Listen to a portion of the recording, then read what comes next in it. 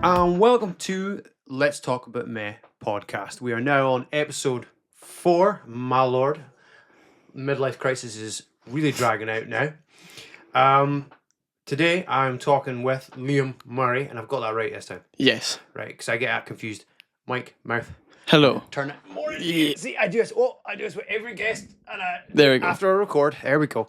Yeah, because I kept getting you and Stephen mixed up. I kept calling him Stephen Murray. But you're Liam Murray. Yeah, Liam Murray. Are you sure? Pretty certain. You sure? I've had that name for about 19 years now, so I'd think maybe. I mean, it's only 19 years you've had it. I mean, I'm pushing 38, and sometimes I forget mine. Well, I might have more to do with getting kicked in the head for a living. So yeah, we're starting off swinging. So yeah, fourth podcast. Let's roll. So we're gonna do the boring bit first. We're going to do the socials. If you want to get in touch with me, it's official LetsTalkAboutMeh@gmail.com. That is the email.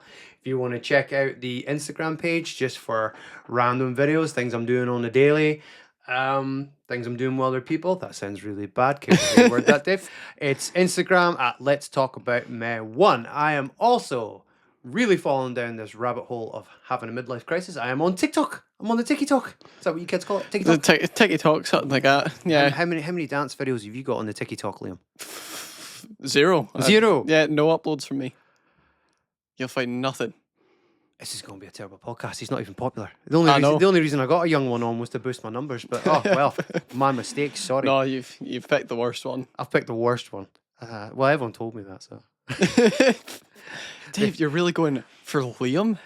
That nobody? They all had lovely things to say about you most of the time.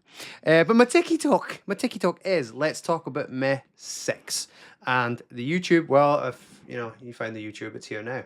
I'm going to get t-shirts made of this. If you have found the YouTube, have a cookie. There we go. Right, so let's get started. So going in fast and furious. Again, a lot of things that are coming out my mouth tonight are really, it's bad, isn't it? Yeah. It's really bad. Are you going to start advertising for like a new paid subscription type? Oh, you mean the OF? Yeah. The OF. Do you know what? The next social. There must be at least one person out there who'll pay for it. Susan will pay for it. Exactly. She'll pay for it. There we go. Keep me all my sugar mama. Sugar mama. Okay. So, this is how I always start off my podcasts, which my guests tend to love. Liam Murray, who the fuck are you? Well, I'm Liam Murray, 19 years old, been training for 3 years now. Combat League trainer. Combat League trainer. You are another one of my trainees. Yes. Yes, I can pick them. Yeah, also called the Remnant when I'm kicking people in the head. Attempting to poorly. Doing my best. Yeah, that's all I've really got to say. That's all there is to your life. Yeah, that's all the rest of your life, Liam. Yeah, I wake up, I watch wrestling, I'll eat, sleep, breathe wrestling. Oh, you're one of those. You're one of those people. Ugh. Again, it's just not helping. Okay, so let's roll. So let's get the conversation started. So obviously you just briefly mentioned there about the wrestling. So how many years did you say you've been training with me now? I think it's three and a bit years now. 3 and a bit. 3 and a bit. I think it started at like September time. It feels longer, like to me, like not in a bad way. It feels like you've been there longer. And the reason I say it is not because you've been a burden on me. I have been a terrible burden. I have mentioned, like, whenever I have conversations and things about the training and everything, is similar to like I discussed with Richard Johns, episode 3 of the podcast. Go check it out on YouTube. I mentioned how it was one of that things where I've really enjoyed seeing where he's come from to where he is now, and it's the same with yourself. And Stephen and a lot of the younger ones, it's been such a joy for me training you and seeing the progress. And this last that was really dark. This current era of Combat League, which I know is like 3 years and that, but being such a small training school, it's felt really good seeing the growth. it's like it's been the same. I mean, we're not a very popular training school, and that's not a bad thing. It's just we're in a very rural area, Yeah, it's so the turnover of what's coming in and that is not necessarily a lot. But I feel that allows me more time to see the growth. So from when you first came in, this little noodle of a boy, because I mean you're lean as is, but you were leaner then, I was a lot leaner. and you were quiet, you barely spoke. Yeah, I kept having to tell you, can you stand with the rest of the group? And now you've blossomed. You've blossomed into this cheeky little fucker that gives you no end of sass during training. That's all you know now. That's all I know now. You quick fire sass me all the time. Yeah, well, I think it's like half the time it's like the mouth fires before the brain can go, no. Is that not just a teenager thing though? Maybe a little bit. So you've been with me for 3 years, feels like longer. Three and a bit years. Yeah. What made you want to get into the wrestling training? So I'd watched you do it like years beforehand. Like, the shows? Yeah. Did you go to the shows? Yeah, I used to go to shows back in. They would have been. Don't use numbers. Numbers upset I know. No. They'd have been through in Wick. Assembly rooms. Assembly rooms. Yeah. Right. So I think the last assembly room shows must have been 2017. I think I was before that. Like I was. You must have been a wee baby Leo. Yeah, I was a very young man. I still are young, you little sod. Yeah, I know. But yeah, I started off watching the shows. I think your theme at that time was "I'm So Sorry" by Imagine Dragons. Because I remember that. It was fucking brilliant. It was. Such a good song. Do you know what? I'll give credit where credit is due. I can remember when we were training in Wick. It was Alex Gray, now known as Alex Cameron. She's married my cousin, so she's married into my family. You're a fucking idiot. So yeah, she mentioned "I'm So Sorry." She probably might not even remember telling me, but I remember she mentioned it because I was looking at another song and she's like, "Oh, it sounds like this," and I just remember on a whim on the bus on the way back, I listened to it. I was like, "Oh, I can make this work." It's so good. And with my character at the time, I was a crazy psycho character. I always am. But it was quite hyper. It was clownish.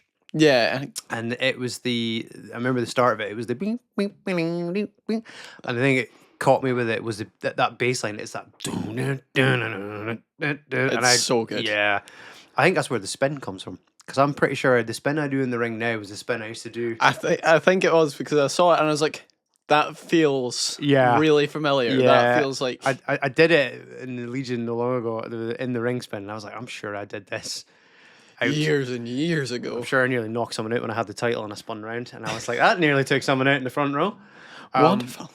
So what's your earliest, can you remember? Can you remember? I also can't remember like dates or anything like that. No dates. No. Okay. No. Like what was card matches, things like that.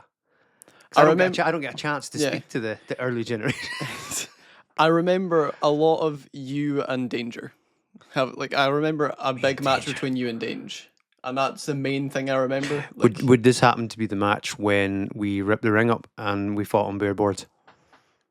It might have been. Because our one was we didn't have a long program.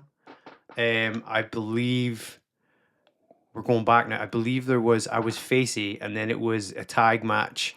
It was me and Danger against Dunbar and a heel lad Chapman.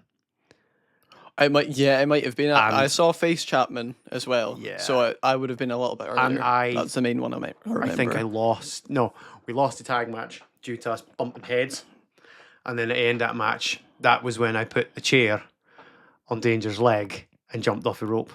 Oh, okay, yeah, I remember that. That's and then jogging my memory. That led to, because we were only doing 4 shows a year back then, so it was quarterly.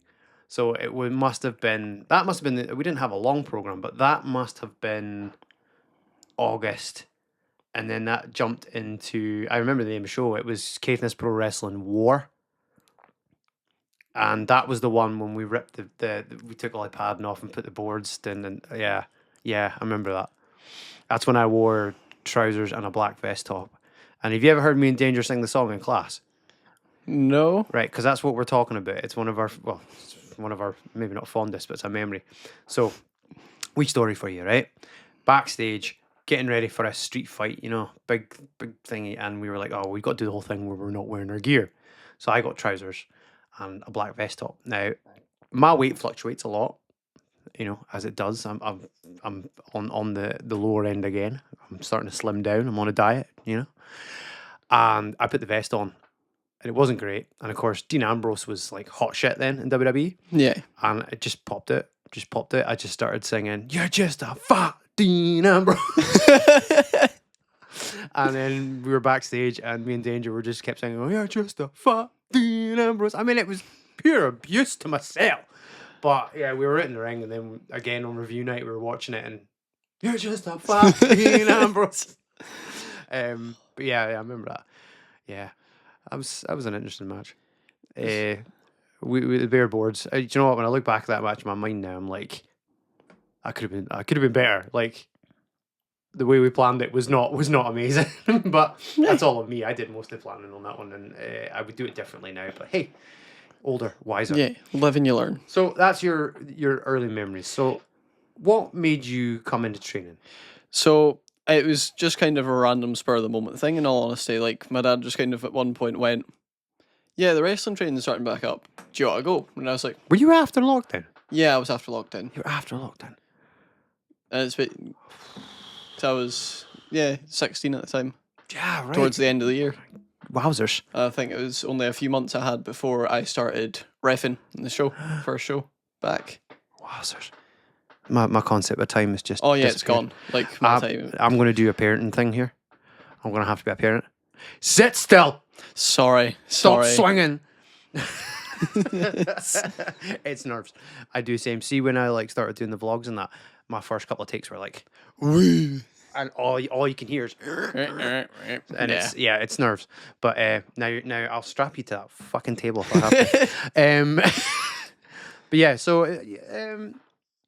let me just spur the moment. So what you tell me is that I've got your dad to thank for you coming in. Yeah, absolutely. It was, as I said, spur of the moment thing, and it was like, yeah, you get the first one free, so might as well just go give it a check, and if you don't like it, you don't like it. Yeah. And went, and I was like, no, I love that.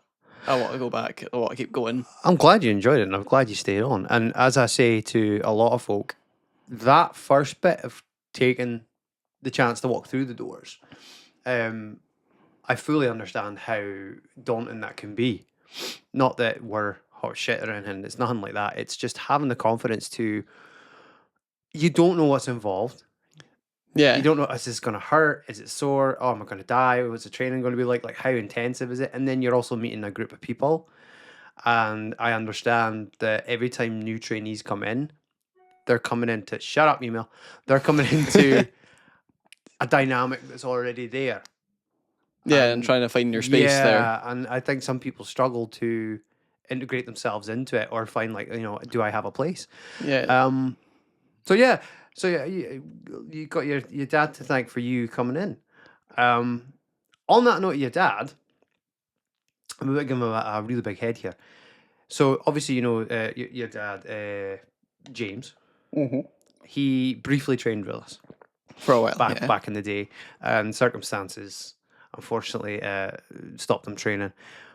But I don't have I don't have a strong relationship with your dad. Like I don't sort of like. I do consider him a friend, but I don't have contact with him. I don't hang out with him. I don't really socialize. I don't socialize with anyone really. But your dad, to me, is one of the coolest people I think I've ever met, and one of the nicest. Oh, he's lovely.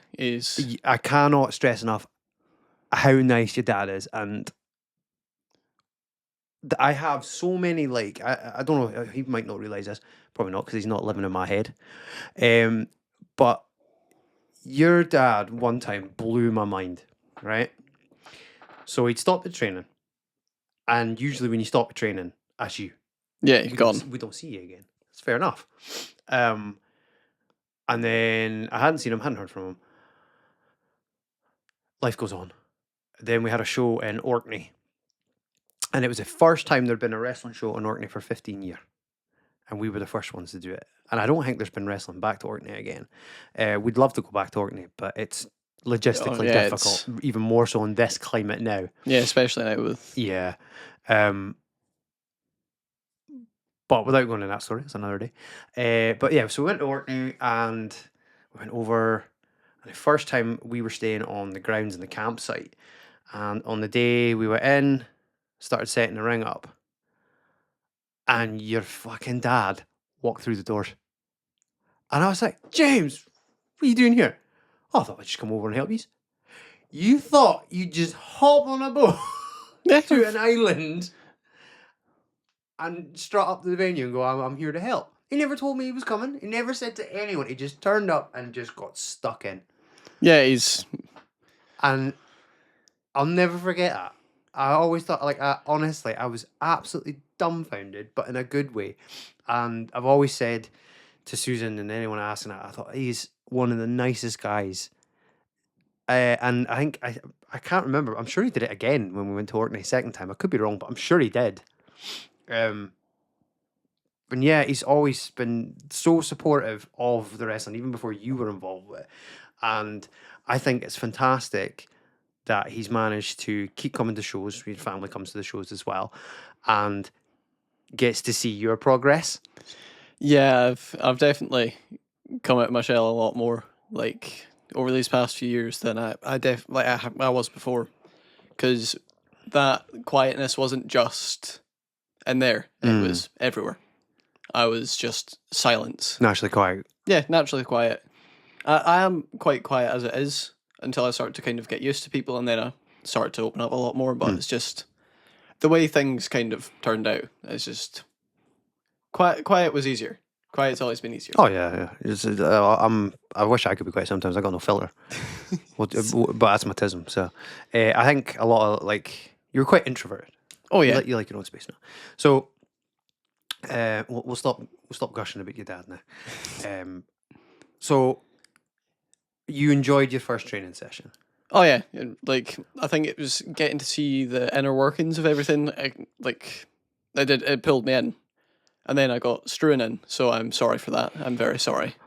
You're to blame for strewing. I'm to blame. You're to blame for strewing. Well, yeah, because I was like, oh, I've just gone I think Struan was talking to me at one point, and he started talking about wrestling. I was like, you like wrestling? Training sessions have started back up. Do you want to come along? First training sessions, free and all that. So I do apologise. I've wrought that upon everyone in the backstage. So now that Struan is down the south of Scotland, and he is now taking his training, and he's training in other places down there. I think it's Valor? Or it's a Looking Shark Dojo he's with. Yeah. He's got a booking on Valor Wrestling. So it's your fault that you released Struan into the world of wrestling. Sorry. I'm so sorry. Actually, wait, I'm not sorry. So it's his. I mean, I just trained Struan. He's the one that got it started. Yeah, I did it. I'm sorry. I'm an accessory after the fact. So I'm so sorry. I will forever be trying to make amends for my mistakes. There's no amends for that. No amends. I'm not religious, but only God can judge you. Oh, I'm going to hell. However, I then brought in Jenny, so it kind of evens it out. It's balance. I think we can forgive you then. Exactly. Jenny's awesome. We love Jenny. So I was prattling on a couple of my friends no, come on. It's one session. It's difficult to get people in, isn't it? Oh yeah. I spent ages just going, come on, get a go. It's one session, free of charge. Mm-hmm. It's only 4 hours of your time. What are you losing, really? That's generous. 4 hours. 4 hours of training. Yeah, well, it's generous. Look, I'm trying to get people as best I can. I can't tell them that we spend ages setting up a ring. It's an hour to set the ring up. Shh, they don't need to know that. So you enjoyed it. You got other people in. You've redeemed yourself with Jenny. What did you what was your enjoyment from the training, and what do you feel that it's done for you long term to the stage you're at now? I mean, I enjoyed the group dynamic. So it's it's a smaller group, which was a lot better for me at the time. It's brought out rakes and rakes more confidence than I ever thought I'd have. I'm so much more talkative now. That Yes, is also yes, sure. Yeah, I know. I don't shut up now. I know. But it's like from doing work in like social areas and all that, along with this, it's really pushed me to be a lot more sociable and have a lot more social interaction, which has made life a lot better. It's astounding that booting people in the face will do that for you. I know, it's crazy. Going out in front of a crowd of like 100 folk and like yelling at folk and being silly really boosts the confidence for just talking to one person. And the other thing I suppose it would help as well is that you've got a really good knack for, I think comes from your quiet bit, is that you've got a good knack for listening. When you're being coached and taught, you listen quite well, and then you apply quite quickly. Well, yeah, I've always been quite switched on when I'm listening to people. Like even if it's conversations in the background, I can still kind of pretty much recite exactly what's going on, which fucked off a few of my teachers because I'd be sitting there looking like I'm not focused or anything. They'd get me to like read something out or be sitting there like, what was I just saying? I was like, blah, blah, blah. Back to it. Recite it back.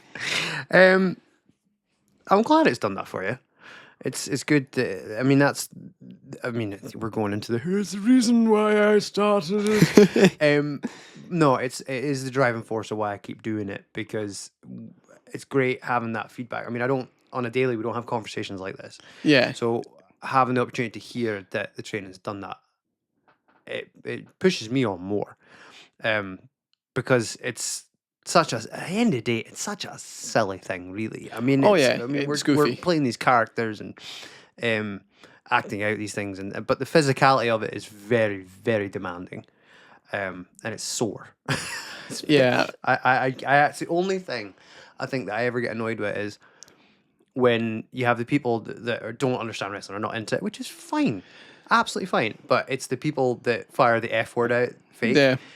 Like, again, that's fine if you think that. It's people that don't acknowledge the pain factor. Me. Acknowledge me. It's the pain bit. Yeah. It's the physicality and the effort. Because I think if you dismiss how much it hurts, I think there's a correlation and a connection to how much effort, like training, fitness, being good at your personal game. You put tons into it. You put so much into it, like for one show.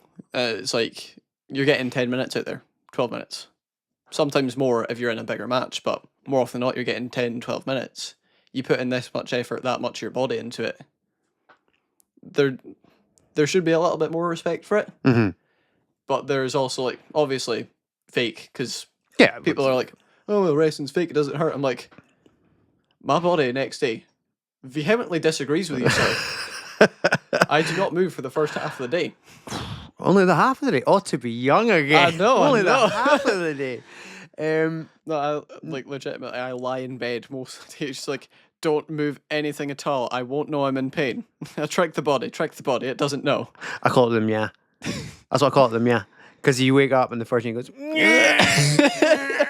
And you're just like, why did I do this? Oh my God. Body. No, it's just true. I mean, and you've got another advantage / massive disadvantage. Because, and I know we make a joke about a lot in training and that, but when you're performing live on shows, you're a smaller guy. Yeah. And that leaves you open to it. I mean, you know it's yourself, right? And it's not even in a disrespectful way. So when I say this, people that have worked you prior from down south, I'm not meaning this in a disrespectful way, because everybody's been really good with Liam. But it's been lovely. You can tell when they walk in and they know they're working you, they're like, he's light. Oh, you getting thrown about tonight, pal. You are going through your afters, pal. Easy night's work for me to throw you about. And I think that is just unfortunately a part of it, unless you just, beef the fuck up and go massive. But it works the other way, where you've got a different style to present to an audience, because you do, you're still really early on when you're training live, but you've got like some flashier little moves that utilizes the fact that you're lighter. Yeah, throwing all that little bit of weight I've got into the person. I think I quite like doing that sort of thing. Yeah, I always say the psychology side of what your attack basis is that you're throwing all, as you said, all your body weight towards the person. You got like your finish is the acid drop, or Dudley Dog, but Yeah. it's acid drop. It's the acid drop. It's the acid drop, which surprised me, by the way. So when you were in training, we were like, "You got any ideas for a finish you'd like to try?" And you're like, "Acid drop." And I went, "All right, wait a minute. I was sure you're younger than me. How are you calling it its original name, the acid drop, which was like mid to early 90s of Spike Dudley?" Yeah. And I was like, "How does this whippersnapper here know the acid drop and not what it was known as then, which was a Dudley Dog?" I think it was my dad that showed it to me, and it was like, "What do you think of this?" And I was like, Well, yeah. did he suggest it as a finish to you? Well, he suggested it to me as a move, and I was like, "Yeah, that's it. That's the one. I love that." And you hit it good too. Like you get a good vertical up with it. Oh yeah, I don't know how. I just kind of go, "All right, do the thing, do." It suits everything you're doing. And I still like, why is he calling it? So that's again your dad. So your dad's getting involved again. Oh yeah, he's been quite involved with helping me with things every now and again. Just Oh, is he like your biggest critic? He's like, "You did this wrong. You did that wrong. Do that better." oh no, I'll talk to him about things, and he's like, sometimes I'm like, okay, then fine. That's good having that feedback though from your dad. Oh yeah, 100%. Like, we'll talk about things in the car, like going home from a show. I'll talk to him about things like, did it get across? Blah blah blah. And he's like, oh yeah, I saw that. Yeah, it was good. Meh. That's good though. Having, yeah. having that feedback. You've got direct feedback. Oh yeah, I've got direct feedback from someone that's in the crowd and has a bit of knowledge. Yeah. Now we give your dad a lot of praise, right? Your mum. Your mum is so good at shows. Your mum's face just lights up. Lights up and goes a lot. Yeah. Which I catch on camera. Like I will actually try and seek your mum out on the camera. And then I'm nowhere to lie, I will use your mum as a basis to see like, Did that? did this move hit well? Did this look good? And if your mum's like, nah, didn't look that good. But if she's like, oh my God. And it's not just with things that involve you and your brother. It's in general. She gets so into the shows. It's great seeing like trainees. I mean, to have that you're performing live now and to see the families come and support as well. Because there's not a lot of that. Like a lot of my family didn't go. My dad was the only person that would come to my shows regularly, and now he's got babysitting duties. So on a show night, he's got to stay back. But like, I'm just going to sound miserable to say this, but a majority of my family are now deceased. Oh. And I wasn't particularly, I wasn't close with my family. It's not something I've ever had a big close knit community, but a lot of my family in the last 7 years or 10 years in total have passed, which is quite a lot. That's quite the. But they didn't bother coming to the shows. Yeah. And I've asked. Like, I used to ask my grandparents to go. I think they came to 2. And the only thing that guts me is they came to 2 when it wasn't what it is now. Yeah. And they just didn't come back and time it on. I think, like, some of my cousins turn up every so often. I know they go every so often. But a lot of my family don't really. And I've never had my family, again, bar my dad, come and kind of, like, take interest to support me. Yeah. And one of the things, and I'm gonna call it, and he's probably gonna, if he's watching, he's gonna have a right go at me. But one, it kills me a lot is that like one of my longest friends is like, he's never sat and watched an entire show live, and it drives me nuts. Like he turned up like once to say hello or twice, and then he had to go. Family duties, which is fine. Yeah. But it drives me nuts that I haven't had that. But on the flip side, back to the positive, is seeing how you get the support from your family and how they get so invested in what you do. And then even that little bit where when I can walk after a show and I come out and things like that. Because that's the other thing. Your mum and dad get stuck in with breakdowns sometimes. Oh, yeah. And clean up. Again, I can't thank them enough. It's just, and then they ask questions, but they come up and they're like, "I was great, and that was good. Are you okay?" And that family aspect that you get, it resonates a little bit to me, and I've always appreciated that. Yeah, Always they're lovely. appreciated it. They're so awesome, They're awesome, amazing people. and well, they created you, so I hope so. I know. I know. They created me. Best thing they ever did. So on the training side, which is, you've got a bit of an interesting story to tell with your training. So you started training and then you actually had to stop. Yeah, I had to stop a lot of things. You stopped dead pretty much. Yeah. You were still coming training, but you were extremely limited. So can you tell me and the large audience of 3 what 3 whole people. 3 people. Welcome to the show. So what that was? So I can't remember the exact name. I think it's pectus. You can't remember the condition that you have. Yeah, no, it's pectus excavatum, which it sounds like a Sounds spicy. exactly. It sounds like I've cast a curse upon your entire bloodline. Pectus excavatum. Sorry, it's a serious condition. On my Harry Potter shit. So it's pretty much my chest, instead of being like that, is whoo. Yeah. So I had pretty much a suction cup on your chest every now and again to pull it forward. So before 18 years old, the cartilage is still there and it's not solidified. So you can take that time to pull it forward. Honestly, it's not that bad. It sounds horrendously. It makes it sound so much worse than it is. It really sounds horrible, but it's the worst you'll get is a little bit of a mark. But it's it doesn't actually if it starts to hurt, you're meant to take the time down a bit. It's your fault that I reacted like that, because you explained to me, which is rightfully so, but you explained it to me as in, oh yeah, I have to have a suction cup and pull it out, but I can't do physical stuff, which is fine, right? And you're like, because if I land the wrong way or if I take an impact, my ribs will shatter. And yeah, my ribs will break. All I can see now is snap.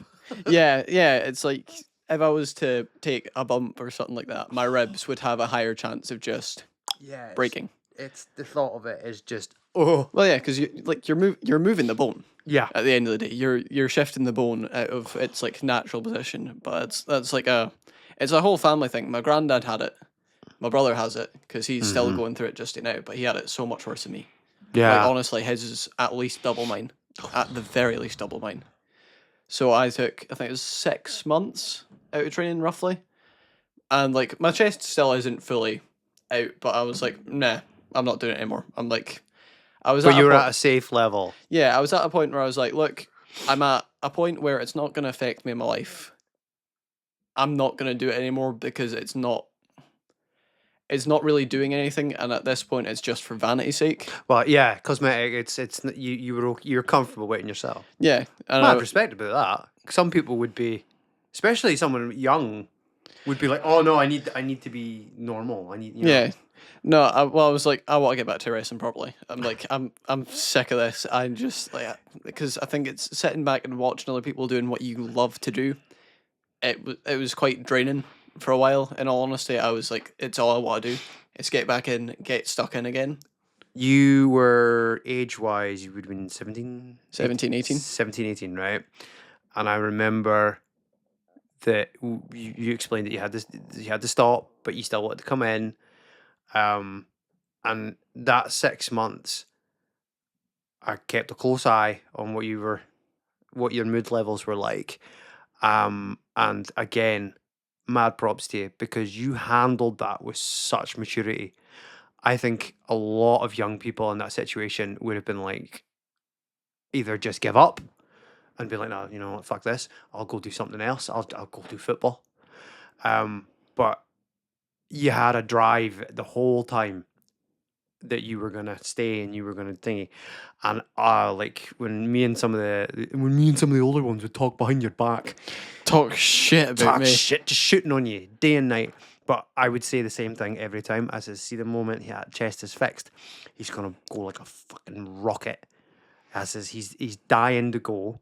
You were absorbing every bit of information that was happening, and you'd sit and watch like a hawk, and you were always like just like a sponge, taking it Oh in, yeah, taking take it, as much as it could. and you did. The absolute moment you took your first bump back, you were like a bat out of hell, man. And I don't just mean like speed, obviously. Like you were like, we're doing this move, we're doing that. And it wasn't that you were going too fast. It was, I've got some catching up to do. And you put the work in.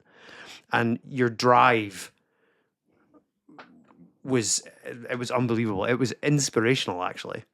Oh, thank you. To be honest, it was. You should be so proud of yourself that you managed to get through that. Injuries suck. Oh, I suck ass. And really, like, with me personally, I'm broken all the time anyway. But the hip thing is so close to me quitting because Yeah. I can't. But I'm now on year 2 of dealing with it. Yeah, it's... And obviously I'm the older, mature person. Mature. Huh? But Maturity? Who's that? Never heard of them. What's this? What is that? But it's been so draining, and it's a fight constantly. Oh, so yeah. to get through that at a young age, and you didn't have a time scale. All you had was that, right, we're going to hope this gets better when it does. And you were extremely patient with it. Extremely patient. I don't think I could count on one hand how many times you came into a session and you could tell you were depressed about it. Maybe once or twice, but you were always quite like, no, we're going to fix this. It's going to happen. Oh yeah, there was no telling me otherwise. No. And again, with your personality being so quiet, do you know what I mean? Like, if Yeah. you were a loud, brash person, like, no, I'm going to fucking do this. And alpha male, but Yeah, assert dominance over the chest. assert dominance. But it's, again, as I say, like, I cannot praise you enough. I was extremely proud of how driven you were, and you still are. You're still exceptionally driven in what you want to do, and you always want to get better in the training. And it's been an absolute joy to see it. And again, one of the things that just keeps me going. Absolutely. And the fact that you're now a sassy son of a bitch too helps. Oh yeah, that 'cause really I like helps. that. I like that. The back and forth is great. I love it. It's oh god, I've got an echolele in my head. It's Naveed from Still Game. Was the bottom, you know? Was it? Give it. So it's like it's that. Oh. You're quick fire. You're really fast as well. With the pew. Take that, Dave. Take that, lollipop man. That's another one. Thanks for that. Magic. So yeah, you got through that and you were off like a bat out of hell, right? Then we give you. Well, it's not that we gave you. We discussed a gimmick, and you were needing help with the gimmick and the character. Yeah, it's something I've always kind of struggled with because it's like I'm boring. I'm really boring. You're not boring. You're far from boring. We've just established you're not boring. You've got things to you. Yeah, I don't know. It's like I think it's trying to figure out a character and like trying to figure out all that little bits in your head, and it's like, how would they do this? How would they do that? Because it's like I'm trying to switch into an entirely different personality from who I am, which I struggled with, especially with the first gimmick, CYPHER. Yeah. CYPHER was a hell of a struggle. Just trying to get like him out. Yeah. We so when we were discussing the CYPHER thing, it was we took aspects of something that you liked, which was Payday. Yeah. 1 and 2. I've played a lot too. I played a lot too. But what about 3? What about 3, Liam? Because I remember you were like, 3's coming out in a week. 3's Yeah, coming out in a week. so and good. Then, and then And 3 then came out, and I was like, oh god, you motherfuckers! Like, I went back to 3 recently, and it was all right. It was playable, which really annoyed me because like 2 was so good, like the perk system and all that. Like all those systems were set out so nicely, so perfectly well done. And then 3 came out, and it was a wet fucking fart of a game. Do you ever remember the first one? It was an indie title, wasn't it? I don't think I've actually touched Payday 1. I touched 2. Like it loved was 2. so jank. It was so simplistic. It was like 3 maps, and it was the whole thing was it was so unique to just do a heist, a bank heist. I mean, the game, that's what the game was. Payday is a first-person shooter where you play bank robbers, and that just did the gesture, didn't it? You did the thing, didn't you? It did the thumb gesture. How dare you? That's because we had an update. This is going to be filled with emoticons. Thanks for that. You son of a That's bitch. really annoying. I'm going to have to turn all that off again. That happened on Stephen's one. Stephen, and it was a really like annoying bit because it did a thumbs down when he was talking about something he liked. Boo! And I managed to cut it out. But yeah, Imagine having passions. Boo! Brr, how do you have an opinion? But yeah, it was all about the bank heist and stuff, and it was so unique. And then Payday 2 was brilliant. It changed a lot towards it, turned into a live service game after the fact, like later. And then 3, I didn't touch 3. I downloaded it, and I was like, nah, this is not going to be good. They've added jacket recently. They've added jacket back. So I sadly spent the money to get jacket because he's. I know, disgust me. I know, Disgust me. but it's like he was the one character I always played. What's it like to have money, Liam? What does that feel like? This is capitalism. This is pretty good. But yeah, so we based at first. We had like the look of Cypher. Your gimmick was we used your awesome mask that you've got from Payday, the Dallas mask, and then we used the bulletproof vest, and then I gave you my battle vest thing. That was a lot better. Yeah, it filled out better, and it was more stable. Like that thing, I think it was Velcro, wasn't it? Yeah, it was Velcro, and it was like I can't remember how much I bought it for, but it was pretty cheap. See that vest isn't actually mine. That's George's vest. The fella that was my friend. Okay, so it's been handed down. Well, I think he moved away to uni, and I ended up in his possession with me. No, fair enough. I think we used to do like silly little homemade movie things together, and I think we were using it as a battle vest, and I just ended up in a shopping bag back with me one time, and then he went off to uni, and it just ended up staying with me. And I think I used it very early on when I started Caithness Pro. I think I used it in my first couple of matches, and I was too fat to zip it up, so I just left it open. It was completely pointless, and it hurt to wear it. And then I was thinking about bringing it back for nostalgia's sake. Remember, because I could fit in it then. Yeah, I was like, "Wow, I've slimmed down." But then I performed down at the bottom in Scotland, and I did a Rumble appearance with it on, and I was in the Rumble for maybe 10-15 minutes.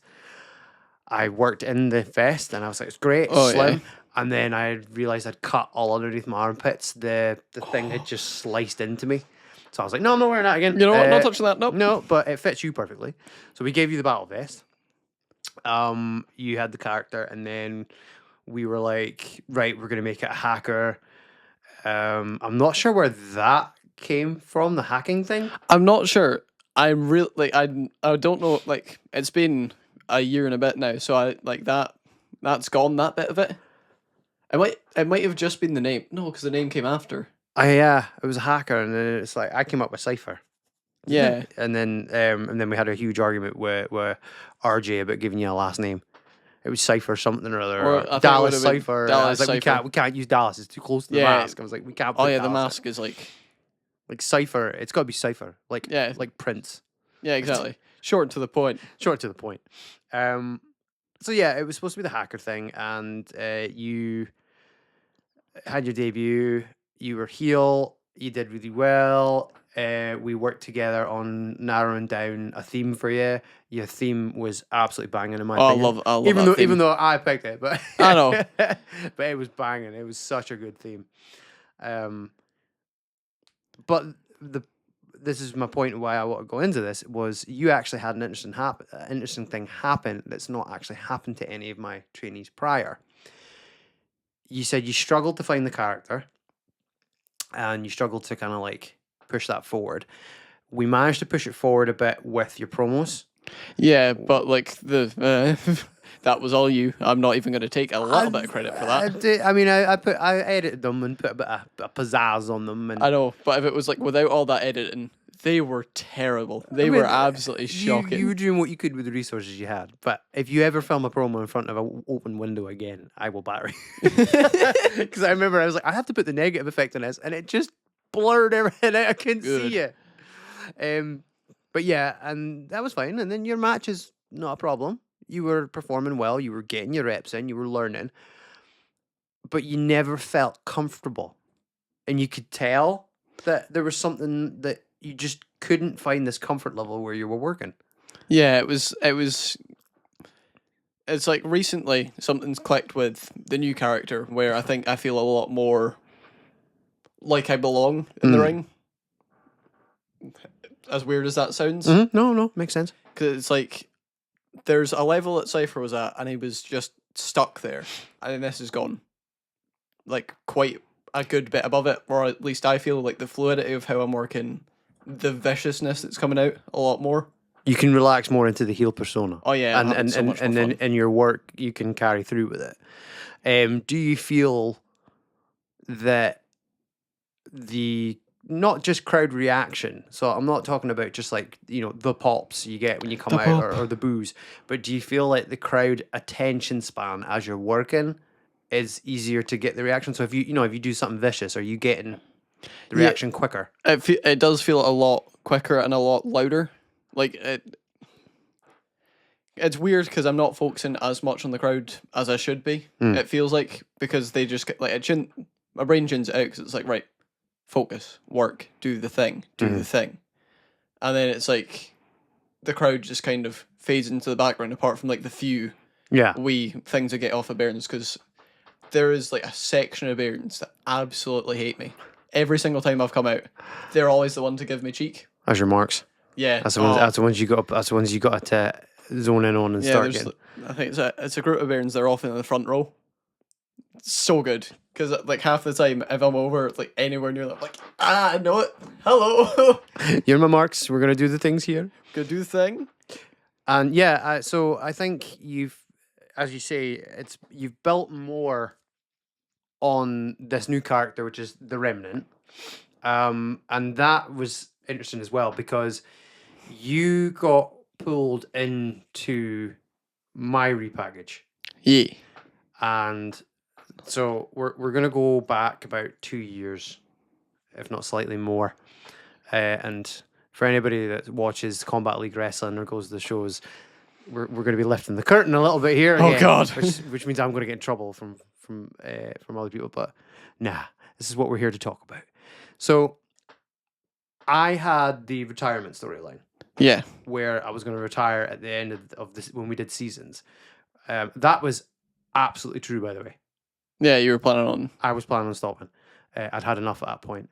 I'd had too many negative experiences. I had bad experiences where trainees being upset with me. And to be fair, as ignorant as I sound, or as indignant, I should say, I don't think that was fair, personally. And I took it quite hard. I think that I in that situation was treated quite poorly, but it was my fault for being too open-hearted in that situation, and I took it far too to heart when things went wrong, and that kind of like pushed me into thinking, you know what, I'm done. Yeah, I don't need that grief. And yeah, I had actually decided that I was done at that point and I wasn't going to do the season. I was talked around like just do it. But I had taken the cream puff, which means huff, obviously, and I had hastily gone onto the socials and on the page and said that I had stopped. Because if I didn't do that, I genuinely felt like I wouldn't have stopped. Oh yeah. Oh, I think I do remember those. So I put an posts going announcement up. It was Yeah. me. I put it up and I said, like, Arkham's done. Thanks for everything. And I would have actually stayed off at that point, but a lot of folk were like, nah, you need to keep going, Dave. You need to keep going, get through this, work through it.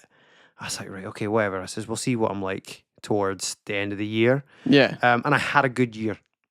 It was a good year. Really good year. And it was not just the fun of performing, because I actually did treat that year as my last year. So I had I picked the matches that I wanted to have. So I had a really, really fun one-on-one with Connor Rose. I had a really good one-on-one with Lad Chapman. And there's more there as well. There was a couple of good tag matches I enjoyed. And by the end of the year, I had a lot of other people had propped up that storyline. Like Dunbar in the final, Brody was heel at a time, and they were always mean to me, and it built this whole thing at a final. And I've mentioned it before, but the whole thing of me being in the season final show, I was injured halfway through, where I was legitimately battered with a bat. Ow. And The body, everything. And then I had the moment where I got to run out at the end, and Dunbar pushed the quality of my work up. I still think that's some of the best strikes I've ever hit. like the pow, pow, pow, just so fired up. And yeah, the once the 1, 2, 3 hit, I've never had a reaction It was quite like that. anything like that. I remember when I was like, I was selling like I'm dead. Well, I was half dead. I was like, and then that roar, I was like, wow, this is wowzers. Like I was really blown away. That's the loudest reaction I've ever had. And that wasn't just thanks to me, that was thanks to everyone else. But my experience that year was I thought I was a good face and I was shit. I learned that year, the year I was going to be finished, how to be face, properly how to face. properly do it.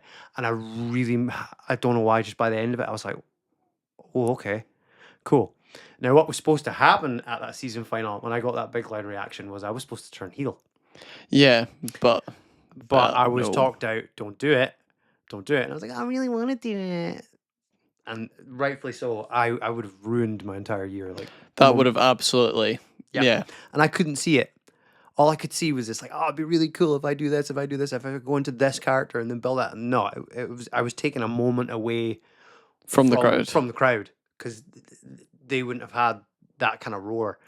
And then the whole idea was to have Harbinger annihilate me for a year straight, which he did. Yeah, He battered did me fabulously. He did fabulously. We did some really good sort of things where he kept interfering, and then I had the tag match where he was my partner, didn't want to be my partner, and then we did the big turn, and now I am this horror character, a new different version of Arkham, with my messed up eyes and that. So yeah, that was the plan. Sorry, tangent there. That was the plan, and then it was very, very quickly decided that we all agreed that CYPHER wasn't clicking. It wasn't clicking quite right. No. Not at all. You weren't comfortable. The crowd were never not with you, but as you said, the crowd went like, so you debuted, they were here. You had another match, they were here, and then you went into like more, and they didn't rise with the interaction with you, and you were struggling to find how does CYPHER work, how does CYPHER perform, who is he as a character, and you just couldn't nail it down, which is no fault of your own. So we quickly decided pivot. Yeah. And what did we do, Liam? Just put me in the cupboard. We put you in the cupboard. And we did terrible, horrible things to you. My poor broken body and mind. We tied you to the chair, and RJ Cash legitimately put tape round your hair. Yeah, but you know, it's fine. You know, this is like really properly getting into the character, you know? I remember we actually tied you to the chair with rope, and then I left, walked back in, and here's RJ just wrapping this tape, and I was like, Ricky, that's his hair. We were just going to put it over his mouth. He'll be fine.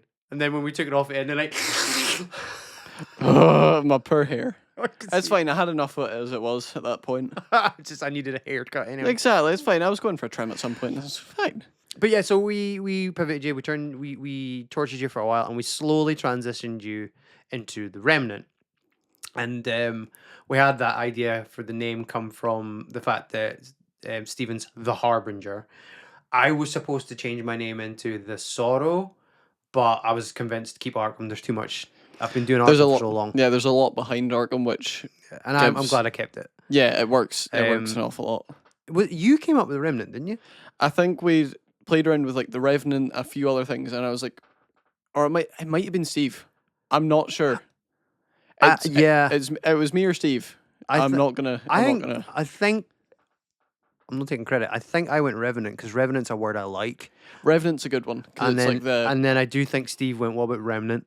Yeah. Because he's good at taking names and going, well, what about this? Yeah, and going, I mean, like, look, think about it. He surprised me with Harbinger. I was like... Harbinger's a good one. I didn't think it would work. And it did. Looks in my head, it was like the Harbinger of death. Yeah, well, Harbinger of anything, really. Yeah, it's the Harbinger of... Or as Scoops called him the first night, the Harborer. The Harbinger. What's he bringing the harbour of? He's bringing the fog. Brings the horror. And we've gone now with this horror sort of type character, which you're still growing, adapting, and finding your feet with. Yeah, and I think he's working a lot better, especially for me personally. Like, I'm having a lot more of that just like calm, relax in the ring. Yeah. Where it's like, okay, now it's just time to boot you for a while and have a grand old time. And Get your reps in and figure out what you're doing. Yeah. That's good. It's been very freeing to just be mental for a while. We've every show as well. We've added more to your general look, and there'll be more coming up in the next show, which we won't spoil. But come see it 2 weeks from now. come see it 2 weeks from filming. Whenever this goes whenever out. whenever Go the thing see it. happens. Combat League Wrestling Rise. Plug. British Legion Thurso. Come watch wrestling. Come watch us batter each other. Yeah. So it's been a journey, and I'm looking forward to seeing where we go with it. But it's been fun doing all these little promos, the little cupboard promos. Oh, the promos were so much fun. They're ridiculous. Oh yeah, way over the top, but absolutely perfect. Like, it reminds me an awful lot of like going back to like Steiner math and all that sort of stupid shit. Somebody mentioned in the comment, which is fair, is that we did another promo which was released recently where we had the wee brawl. Oh yeah, yeah, that was fun. But having these characters inhabit a space, like it's like they just turn up to work. Yeah, exactly. And like in particular Jack Daw, the fact that he just like he's just strutting about in his makeup. Yeah, and I like that, and that's an aspect I've always wanted to do, because I think well, having these kooky characters, just this is how they turn. This is what they're like in their daily life. It's not just when they're yeah, we're not characters, we're real people. They're real. Somebody made a comparison with G.L.O.W, like the old school 80s glorious ladies of wrestling. Okay, yeah. They were like ridiculous characters, but they were these characters all the time, sort of thing. The way it was portrayed, and yeah, I kind of dig that. I think that's an avenue I would like. I'd like to push that harder. If I actually had a space that was ours, like a lockup or something. Oh yeah, all the things I would do, I would be in trouble. I would be so more creative with that kind of stuff. After the Diddy cupboard, I don't think we can get much. Oh god, we did call it the Diddy cupboard. We did call it the Diddy cupboard. We did the things that were said that day. It was to ease tying you up. Exactly. So you make it feel a lot better. Speaking of Diddy, I think we've ran a good long while with a card, which means Ricky's going to be like, "Get to the cards! I want the gossip." He's always telling me off that I don't get to it quick enough, but I feel there was a lot to chew through there. Yeah, there's a lot to talk about. So just gonna have to sit and wait, Ricky. Yeah, Ricky, be patient, Ricky. Yeah, exactly. Yeah. So fuck you guys. First card. You know the rules of the cards. I've explained it to you, Liam, but just in case people haven't watched the other podcasts, which I would say, what are you doing? Yeah, exactly. Watch them in order. Why do you start at 4? Why would you start here? You'll not know anything about the plot of what we're doing if you don't go watch exactly. the overarching story. Go watch the first one. It was with RJ Cash. Go watch the second one. It was Stephen Ness. Hey. Stephen. I was going to say Murray again. Stephen Ness, and the third one were Richard Jones, and the fourth one's Liam Murray. Hello. And I've told who's going to be the fifth one, so that's going to be interesting.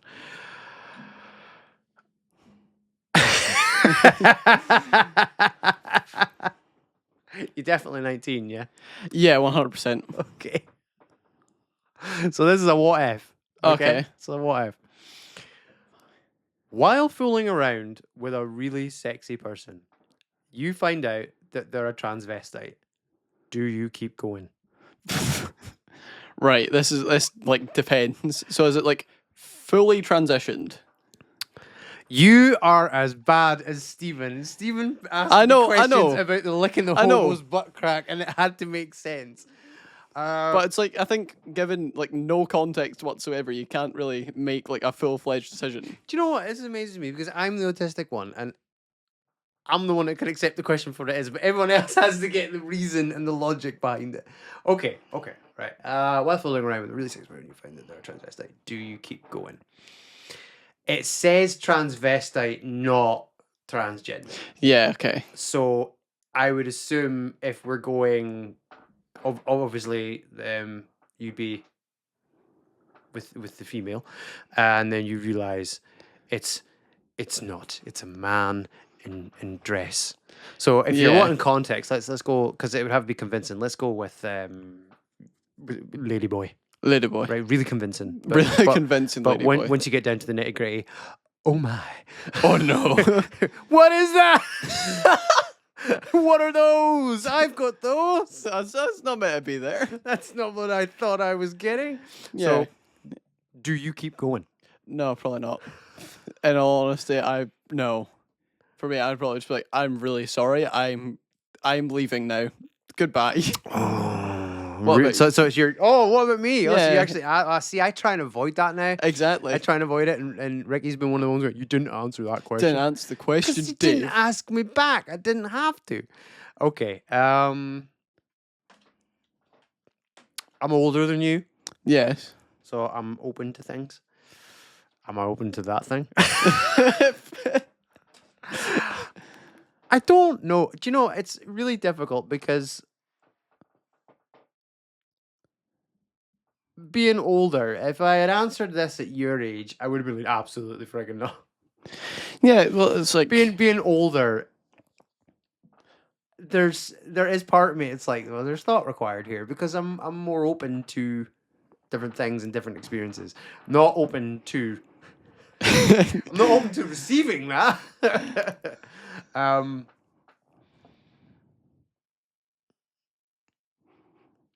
I think deep down, if I'm going to be honest, no. Because there is part of my brain that goes open to new experiences. Yeah. But I'm not bisexual. And I'm Exactly. Not gay. That's the same here. So But- it's like, But then I'm not completely not open to experiences. But then when I start really thinking, like, would you do it? probably not. There is that bit of my brain goes off and goes like, yeah, but you're not interested in me. Exactly. And even if it's dressed up or it's a very convincing ladyboy. I mean, have you seen ladyboys? Like, have you seen documentaries on ladyboys Yeah. at all? You Some can of tell. some of them you're like, I can't. Like, Yeah, you can't tell. Like, there's no way that's a man, and it's really like I think it's a absolute art to pull that off. Oh yeah, it is absolutely insane. I mean, I don't know what the underbelly of it's like. Like, I don't know if there's a darker side to it, or if I think with a lot of anything in the sex industry, in general, there's always like a professional, good side, clean side, and then there's obviously a side where there's folk Yeah. will take advantage of it, and But I have so much respect for it. I think it's astounding. And again, some people, I'm not going to yuck other people's jumps if that's what people If are that's into. what you As long as no one's getting hurt and no one's You do you, boo. you do you, boo. It's my line. You do you, boo. As long as no one's getting hurt, what's the like? Exactly. What's the matter? Yeah, no, that's a no from me. I would Yeah. stop. I would. Yeah, I'd be just. I'm going to be honest. I think not at them. I think I would be humorous about the situation. Oh yeah, more than I likely. don't think I'd be like offended or I'd be like, I would "Whoa, like, I wasn't expecting." Hey, how dare you? I was like, no. No, it's like, I mean, I'm digging the sweater meat, not the trouser meat. It's like, I only ordered one to go. I didn't expect this package. well, I think it's also something you should be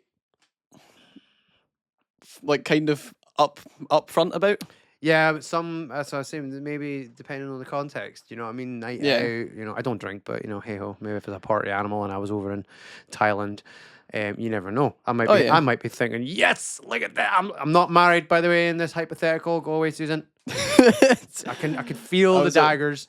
But yeah, I'd be like, oh look, this beautiful Asian lady has decided to come for my me. saggy old ass, for me. I'm so lucky, and I've had a few brewskis and I'm feeling it, and then get to the hotel room and nah, I think I would be humorous about it. I don't think I'd be thinking. I'd just be like, I'd probably get down and then take the dress off and be like, well, I couldn't eat a whole one. I wouldn't know where to start. I'm not gonna continue with what was about to come out of my mouth because I know you're of age, but right. Moving on swiftly. So you're in full-time employment at the moment, Yes. and over the years that I've known you, you have dabbled in. You were working at the 8 distillery. Is it 8? 8 Doors Distillery. 8 Doors Distillery. Go there for really good whiskey and really good times because it was really lovely working for them. Really lovely folk. Oh, look at that! Smart on the fallback. Don't burn bridges. He's smart. Oh no, not at all. Like You Yeah, definitely look like you enjoyed it. Oh yeah, it was really good. Like, it was a really good time there. Really good folk. I cannot recommend it enough, especially for a coffee. A coffee's lovely. Coffee was good. Coffee's so Yeah, and everyone that should know from following this, I'm really snobby about my coffee. Yeah. Coffee connoisseur, aficionado. Yeah, with that time, I think I've only been able to get out there twice, but twice I had a coffee and it was good. Yeah. One time you were working there, the other time you weren't. You were Yeah. sorely missed. I know. I know. I had no one to slang my insults at. Yeah. Why did you not work there anymore? It was so I was mainly just kind of meant to be there for like I was. Oh, you were like a seasonal placement. Yeah, I was seasonal placement, so I was just mainly dishwasher and all that. Yeah, so I spent a lot of my time just kind of carting dishes back and forth. I got a free coffee every now and again. I got a coffee because I was on shift and like Parks. I know, they're as I said, really lovely to work for. Like honestly, such good folk, and it's an experience I had that was really really positive. So I'm sure. No, that wasn't your first job. It was your second. Yeah, it would be my second job. Because I've jumped ahead, haven't I? Your first job was it butcher? No, that was later on. So that was my third job. Oh, that was your third. Good lord, you've been a bit, Liam. What was your first job then? Seaview Hotel in John O'Groats. It's changed owners now, so I'm not going to plug it at all. Okay. Because they're the same people that own Spoons, and I worked for them too. And it was your management style is pesh. Oh. No, I really like they were. So working at a Seaview Hotel at that time really good. Like it was a good experience to just kind of get started out, and I was extremely quiet, dealing with a relationship I was in at the time that was not serving me. Hold up! Like I know it's none of my business, Liam. Yeah. Are you telling me you had a girlfriend? Yeah, at one stage. You never said anything in training. I mean, not that you're to tell your coach of it's significantly double your age, but you didn't mention it. Training might have been towards like the end of things, and it was not a not a good relationship. No, just someone that has a lot of issues and spent a lot of time dumping said issues upon my shoulders. Well, relationships are always complicated. Oh yeah, I mean, when I remember my teenage relationships, I'm like, they were awful. They were stupid. They at a time you think they're the worst thing ever, and see when you get older, you go, what the fucking idiot I was, and what an idiot they were. Yeah, like she's lovely, and I'm not gonna slag her at all. No, please don't. Yeah, please don't. Yeah, no, I'm. No. Please don't. I'll leap over that table and I'll mute that mic. No, it's not that kind of podcast. No, like she was really lovely, and I'm going to mention nothing more about it. That's fine. So, first job was at the hotel. So instead of like that side of it, the hotel. Am I right in thinking that the people that now have Spoons? Yeah. Are they the ones that have bought up other places in Caithness, such as the Upper Deck? The only one I properly know about is the Why Not. I think they the bought Why the Why Not. Not. No, you're absolutely right. They're shit. Yeah, I'm like that's not me being horrible. That is a well-known fact around here that they are not great people to work for. They I don't know what they like to work for. I'm commenting as a former customer. The Upper Deck years ago held quite high regard in Caithness. Oh yeah, absolutely. Me and my wife went to the Upper Deck. We made a point. I know it sounds silly. We're not supporting what it was. Stop thumb up and my goodness, that's really bad. I don't know how many times I've done that in this video. I apologize. I will turn it off for the next one. But yeah, we used to go once a year, and usually on our anniversary, we go to the Upper Deck and we get steaks, and the steaks were out of this world. The food was excellent, and since it was taken over, I think we went once and we've never been back. Yeah. And the general, I'm sorry to the folk who own it, but the general consensus in this town of the quality that you're outputting is shit. Yeah, you really need to push more into the quality of your food. Not everyone, again, I can't speak for everyone, but I do know about folk that have worked in these places and now added to the list as yourself. Your employment is shit. And I'm just saying, from somebody as a customer, up your game. Up your game. It's not good. Yeah, it's not good. And especially when you've bought up so many businesses, I'm pissed off that my county in general suffers for it. When we don't have a lot of good things going up here. Exactly. So yeah, I'm quite happy to sit there and talk about them till the cows come home. Shooting on them. Oh, absolutely. I'm like, you spent any time buying up all these places, and you've just run them into the ground. Absolutely. Like Spins was already getting sold. Sorry. No, it was me. Yeah, like it was like the one thing that was really good about working Spins was the people. The people there, phenomenal to work with. Amazing crack. Maybe not the most sane people, but You great fun. you I can't fit perfectly. can't be seen to work in public service jobs Oh yeah, no, it, like such as catering and whatnot. oh, but they were lovely folk. That's good. Like even like manager, I knew her from a CV hotel, and Yeah. she'd gone. Oh, across she's there. gone. Oh, right. Yeah, so that's she cool. was one of the reasons I got hired because I'd just recently lost my job at a butcher's, and I was like, well, go out with my pal, had a couple pints, and she was like, You got in. Yeah, pretty much. She was like, "You're looking for a job, are you?" Because she'd worked with me before. Yeah. So it's like, okay, your trial shift is next week Monday. Oh, well, that's good though. So you went from the first one was a hotel. Yeah. Second one was the butchers. You were doing that for No, the first one was a hotel. Second one was 8 doors. Then it's a butcher's. Good Lord, I can't keep right. Thank you for correcting me. So the Yeah. second one was a distillery. The third one was a butcher's, and you were with the butcher's for a couple months. Probably about 5-6 months. 5-6 months.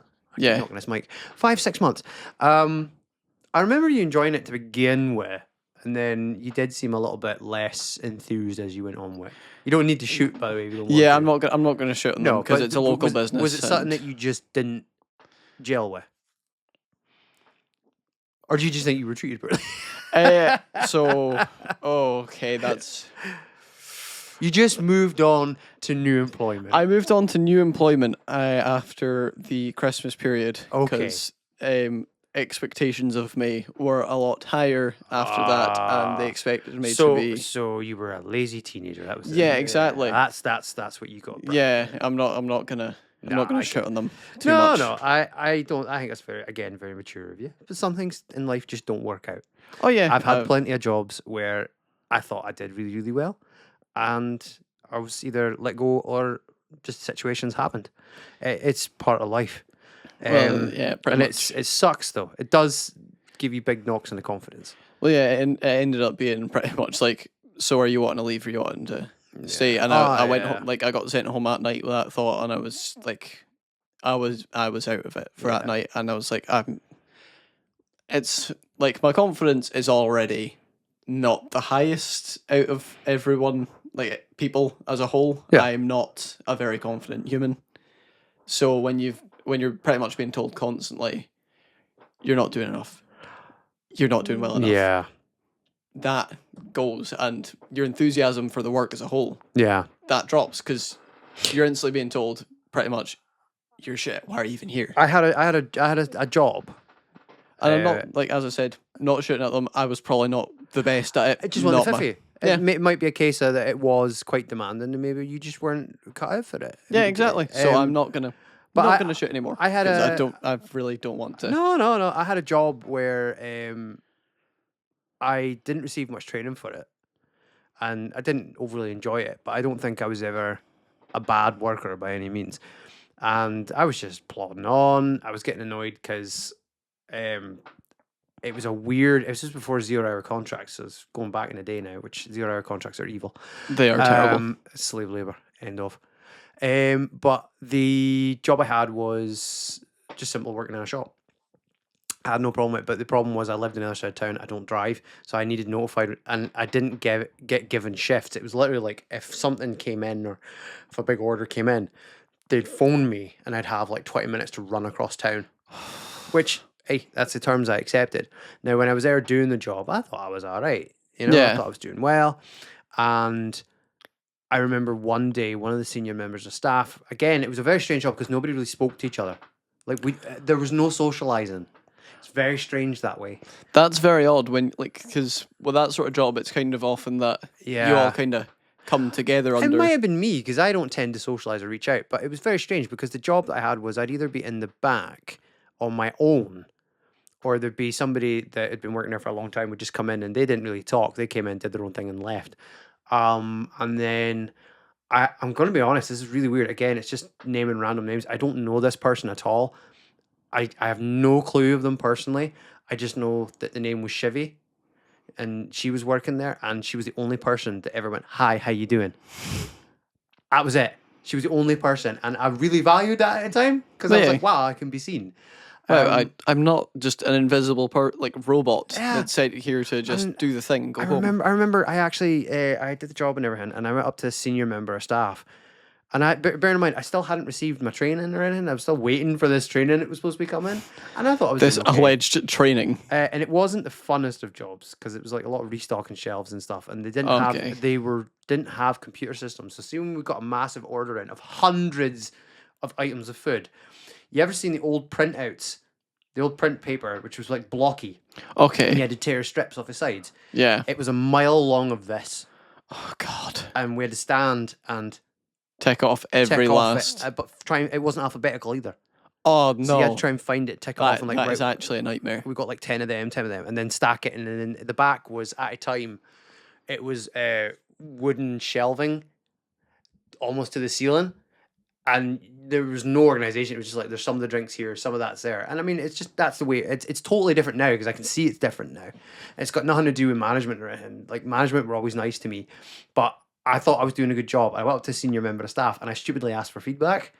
Ripped me. Entirely just ripped you a new one. Ripped me. I'm too slow. I don't do the job quick enough. You're not good at this. You're not good at that. And it was really mean. It was really mean. I don't know whether she was having I don't know who she was again personally, and I haven't actually seen her again. But she was really mean, and she tore me to bits. And I actually quit the job. Yeah. I shouldn't have. I shouldn't have. I should have doubled down and been like, "Well, fuck you." But I really took it. Get your stubbornness on a go. I now know why I took it so bad. I mean, it was bad. I think anybody in that situation would have taken it bad. But because I'm autistic, I've got rejection syndrome. So if somebody gives me bad news or tells me something bad about myself, I take it way, way, way worse. Like I go into deep bouts of depression. Yeah. And I'm also scared to ask for, feedback on anything at all that I'm doing. Because you're scared it's going to be. Well, I have a fear, but it stems from being autistic, where naturally, before I knew I was autistic, naturally our brains get very protective. So we build masks where we portray people. We Yeah. portray. I mean, to an extent, when I'm sitting here talking to you, I'm actually masking a little bit. It's not fully authentic me, but it's a version of me that I present, and that has been built up my whole life. And then you subconsciously realize as you're living your life that, right, people don't take to me well because they're obviously picking up that maybe I speak slightly different, maybe I act slightly different, and I'm punished for it. I'm shunned socially for it. Like, and in schools, I was bullied a lot. I was pushed aside a lot, and I didn't have good relationships. My family, when I was young, did the same thing. They didn't really support me like a lot at all. It was just, oh, he's the weird kid. Yeah. And then school systems and social systems, I mean, they were awful as well. And on top of that, I had like massively traumatic childhood, really bad shit. So this is built up the walls. Yeah. So and because of that, being constantly shunned, being constantly judged, being constantly misunderstood, when you do ask for that little bit and then it's negative like that. I mean, she came down to me like a ton of bricks, man. I mean, the Undertaker dong should have gone off after it, and dong, he's done. It destroyed me. And I found it really difficult to move on job-wise from that. So again, a positive is you went straight into another job. And now, what are you doing now, Liam? What are you doing now? I'm an apprentice for cybersecurity, and I'm not gonna mention much. No. I don't want you because I know you're tight-lipped on it. But how? I'm sorry. I mean, I might just be overhyping this, but how fucking cool is it to say that I am an apprentice for cybersecurity? Like that's fucking awesome, and you really wanted that job. Oh yeah, it was like, first off, I was getting out spoons, so like, yay. Lovely. Was it something? I mean, you obviously need quite an education to build towards that. Yeah. Qualification. Was it something you always wanted to do, or? It's so. This is going back to like a few like I want to say 5-6 years ago at least, and it was a little bit less probably. But we started doing computing science in high school, so I started going through that, and they did a very, very small section, like a very broken down section on ethical hacking and cybersecurity sort of stuff, and it clicked with me for some reason. Just went, and I was like, yeah, I want to do that. Natural aptitude towards it. Yeah, it was just like I was one of the pretty much the exercise we were given was that they'd put like a camera in a teddy's nose. You had to hack into set. I know, very dodgy. No, they're just like it's fascinating, but okay. Yeah, so they'd given this exercise where it's like they'd put a camera in a teddy's nose. Very, very easy to hack. They'd put you on like the same sort of network as it, had its IP address and all that, and your entire task was get into the camera, take a picture of the class, and email it to someone. And that's all you had to do. Oh, but I don't have the technical wherewithal, but see that gets me. I'm like, that'd be fucking cool for. Oh, it was so cool. I loved it. So good. Because it's like, and then it's like anything after that where I've gotten into that sort of like, oh, I can just like get into this and like have a look around. It's like, that's so cool. It makes. You're doing really... you're doing something. It's interesting, right? It's ironic because you're doing something to secure something, right? So yeah. So you are learning to be, the line of defense, okay? Yeah. But I think what I think is really cool about it is that you also have to be on the same level as the people breaking the rules. You need to know, you're doing the same thing, but you're and you're doing it in a controlled way. Yeah. So it's like you're gonna have to pull it in again. Sorry. Yeah, you motherfucker. Well, you've leaned back. I know. If you need to pull it back, pull it back. Yeah. There you go. So it's like you're always going to be on the back foot. Always, like, they have to get lucky once. Is pretty much the one thing you are always told. Mm-hmm. They only have to get lucky once. You have to be right 100% of the time. Yeah.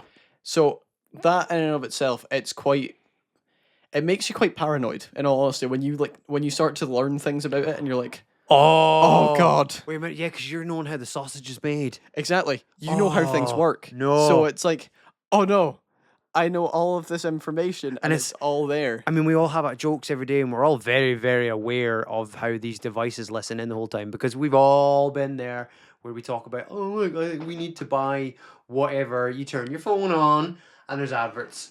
Right there. Yeah. Which they've been doing for a while. And we all know, or we should know, that our data is currency and our data is freely. Oh, your data is gold. But it's freely given now. Yeah. There is no such thing as privacy because all the ads are tailored to you. All your browsing's tailored to you. Algorithms are tailored to you. And how did it do that? It took your data. Look at me looking like I know what the fuck I'm talking about, and he's learning cybersecurity. But no, you're entirely right on that. But yeah, I mean, you.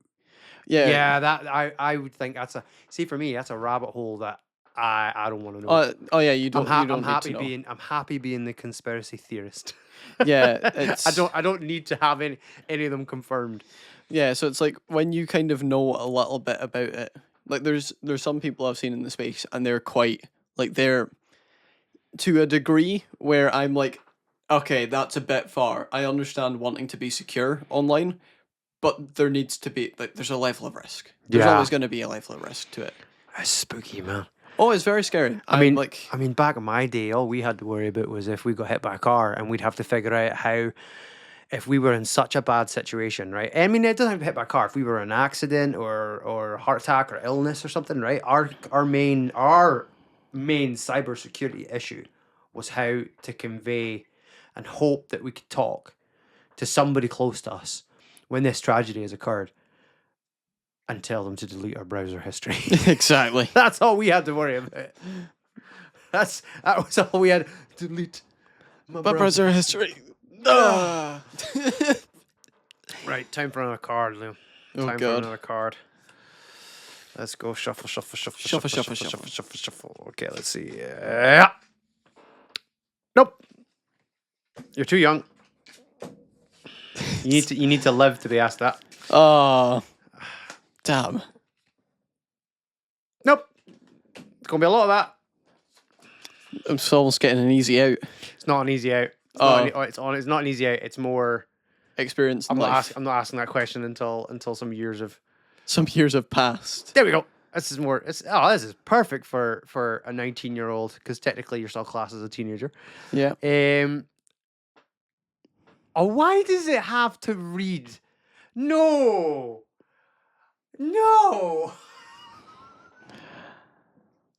I don't want to read it like that. The question includes myself. The question is there's a we in here, and I don't need the perfection. We. Why is it? Okay. Well, if we were all in a contest, could you go a month without masturbating? I can't even look you in the face right now. yeah, more than likely. Yes. You that well self-controlled. If we were in a contest, so you reckon? I reckon I could go a month if we're easily. hitting that no nut November. Exactly. So no nut November, if it was you and me, you reckon you'd win? More than likely. Because I can just distract myself with everything else. So you're just talking a big game there, Liam. You saying that between you and me, that for a whole month, you could go out masturbating and you could beat me. Yeah. You're 100% right. 100%. Absolutely. I'm getting old. I need to enjoy my life as much as possible as I can. I can. Oh, whoa. Oh, back the fuck up.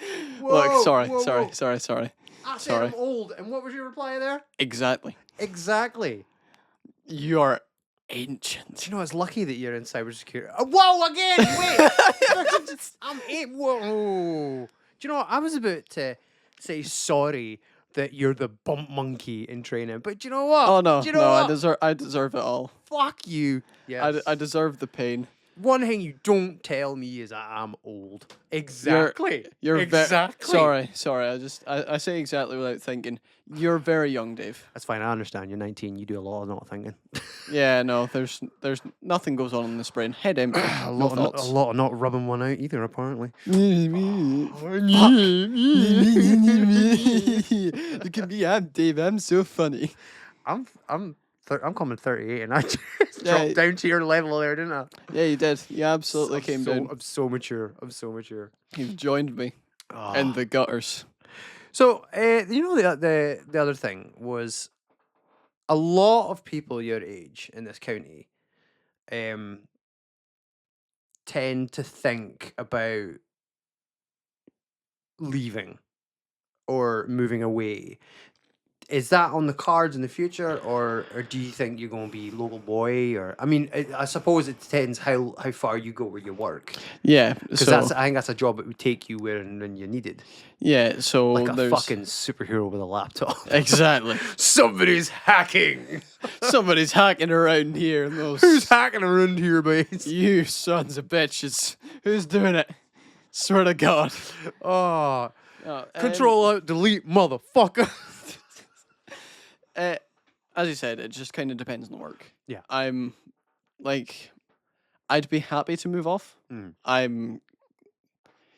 There's a plan possibly in the works for sometime within the next few years to go off with one of my friends and get a place.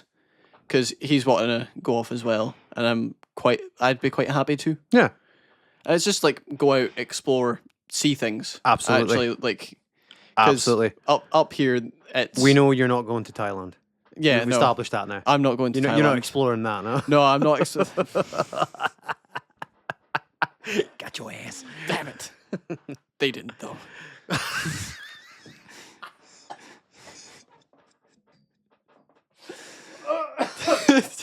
Yeah. There we go. Return fire. Oh, nice one. Yeah, it's something that I've thought about a few times, and it's just like I do want to go. Yeah, like at some stage, it's completely completely understandable. It's like up here. There is. I enjoy wrestling. I love that is. Oh no, it's my pride and joy. Yeah, nothing to do with. At the end of the day, this is our hobby. This is secondary. Yeah, and also there's a lot of schools off down south. There's a lot of reputable, like good schools. Yeah, more so now than ever. and obviously there's a lot of people I know down that sort of way, because it'd probably be Glasgow, Edinburgh, Yeah. I'd be going off to. So it's like, I have got a few people. options. I've got options, and a lot of people I could go to ask, like, what do you think of this school? What do you think of here? Yeah. Where should I go?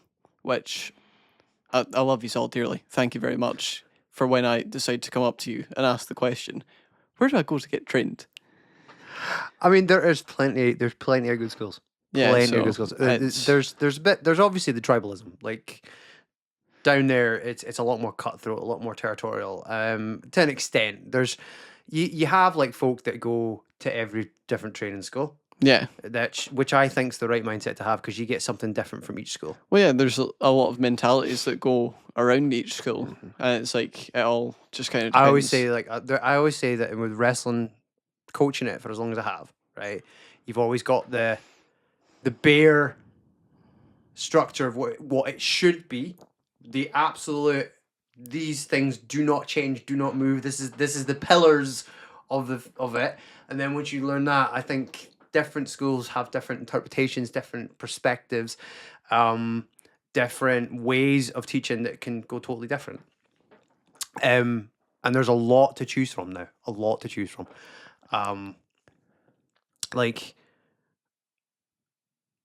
There was a while there where there was a lot popping up that were not great. Yeah. And I think that a lot of them have died off now as well. But I mean, I've just been on my own up here anyway, bubbled off. I like to think I know what I'm talking about. I like to think I know what I'm talking about, and I think I've always stood by it that some of most of the body of work of the people that come out, I've taught well. I've taught well.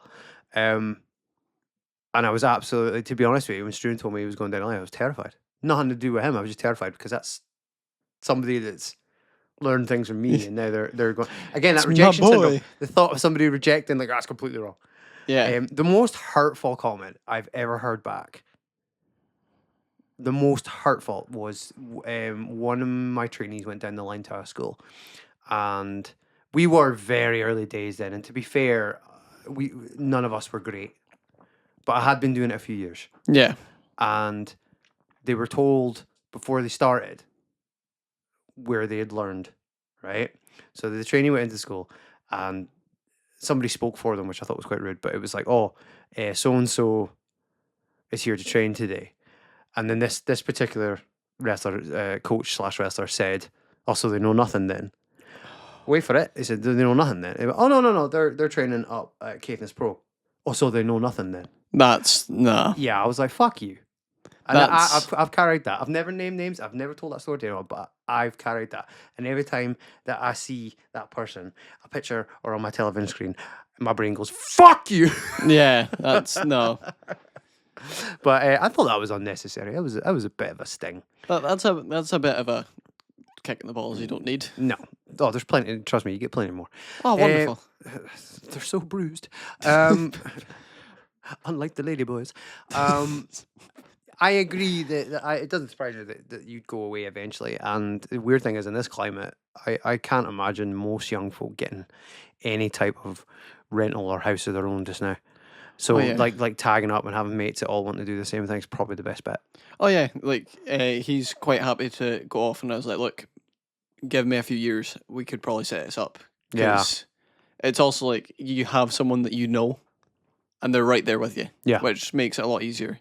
And if I'm down in Glasgow, there's a few people I already know in Glasgow, so it's like it's there. It's just you just got to get the education of what you're doing now.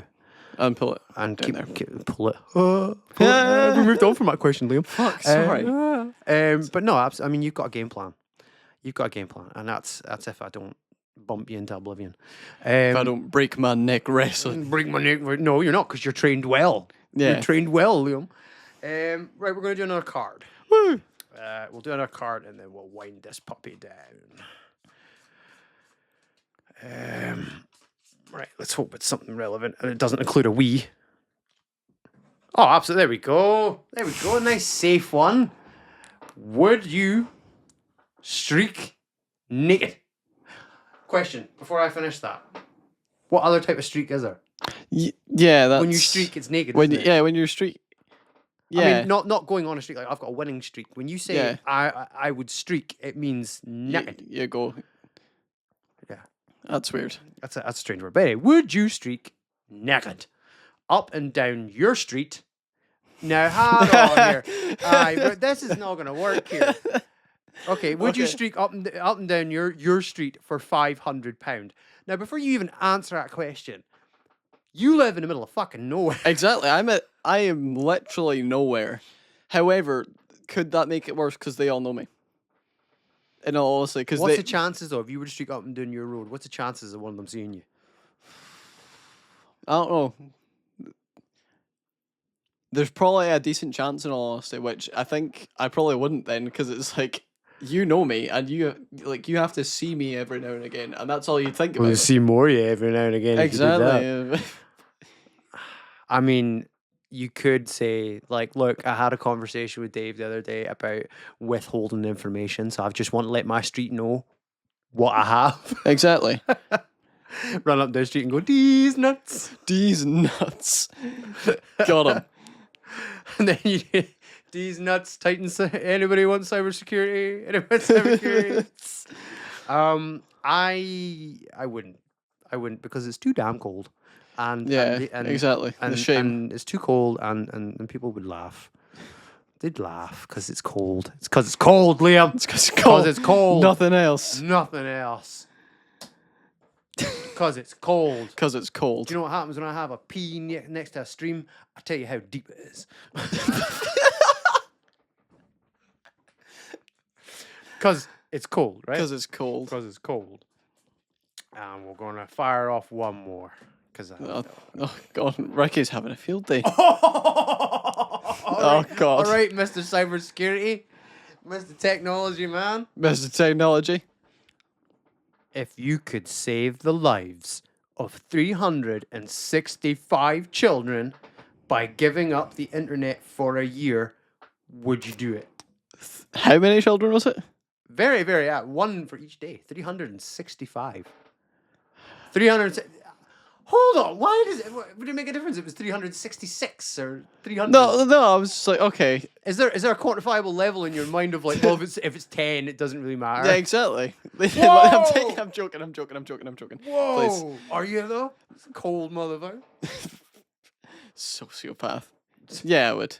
You'd give it up for a year. Well, yeah, because it's 365 kids. That's kind of like a substantial number of deaths On your conscience. on my conscience. It's like, I could deal with one or two deserving deaths on my conscience, but that's like, Fucking hell, man.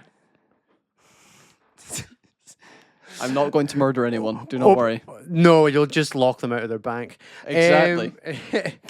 Do you know what?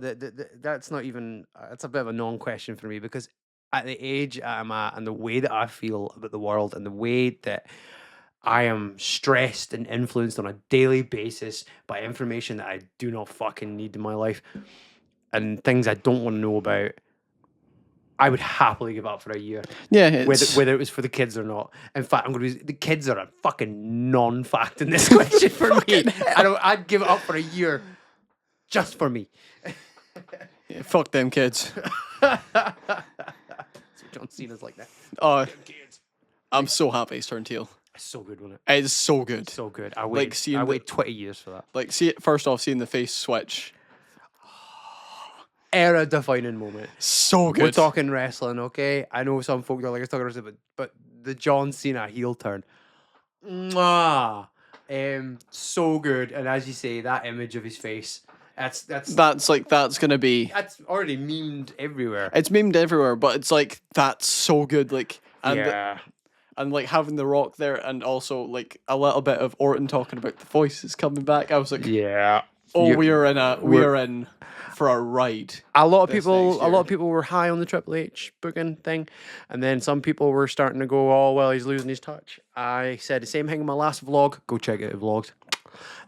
Like, share, subscribe.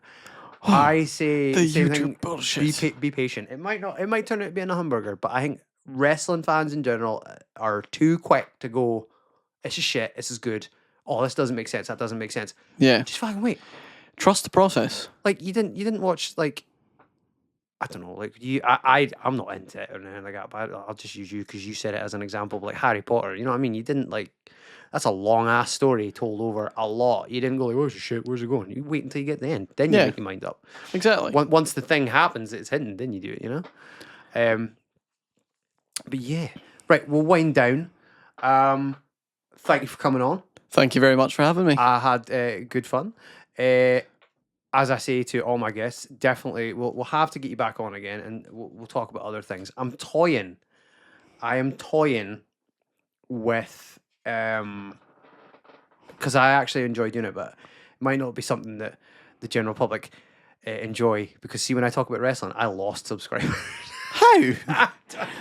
Maybe because I started with general life stuff, and then I mentioned that I'm a professional wrestler, and it was like, God, wrestling. It's like that video. What's your biggest ache? People like on wrestling. But yeah, God, imagine having passions and hobbies, Dave. I'm genuinely toying with the idea of doing a wrestling specific podcast. Sorry, Billy, I'm not trying to step on your toes. More just a general chat thing of up here. Of just like getting different folk in every so often, and we chat about like what happened on a pay-per-view or chat on Raw or something. Just because I think it'd be a bit of fun. More of this as well. Yeah. But and again, as I've said to other guests, we'll definitely get you back on. Yeah. And talk so much more shit. Talk so much more shit. But yeah, again, really enjoyed it. I've had a good conversation with you, and I look forward to the next one. Thank you very much. And don't go through my internet history, please. Please. Just don't. I'm already in there, Dave. Just don't. People don't need to know about my Hello Kitty obsession.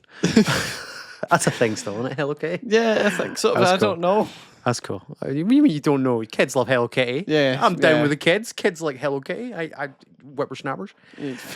God damn whippersnappers. Get off in fact, my thank you lawn. for putting up with my bullshit. Peace.